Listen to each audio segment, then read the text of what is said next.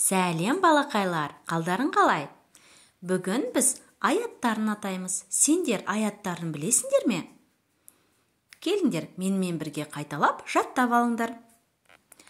Қаңтар, ақпан, наурыз, сәуір, мамыр, маусым, шілде, тамыз, қыркүйек, қазан, қараша, желтоқсан.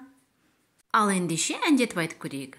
Қаңтар, ақпан, наурыз, сәуір, мамыр, маусым, шілде, тамыз, қыркүйек, қазан, қараша, желтоқсан. Ал енді жылдамырақ. Қаңтар, ақпан, наурыз, сәуір, мамыр, маусым, шілде, тамыз, қыркүйек, қазан, қараша, желтоқсан. Ал енді баяу. Қаңтар, ақпан, наурыз, сәуір, мамыр, маусым, шілде, тамыз, қыркүйек, қазан, қараша, желтоқсан.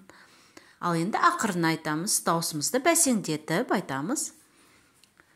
Қаңтар, ақпан, наурыз, сәуір, мамыр, маусым, шілде, тамыз, қыркүйек, қазан, қараша, желтоқсан. Енді қатты айғайлап айтамыз.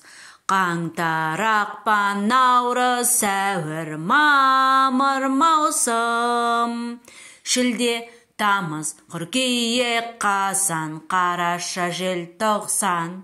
Ой, жарайсыңдар. Арнамызға тіркеліп кетуді ұмытпаңыздар. Лайк және коммент күтемін.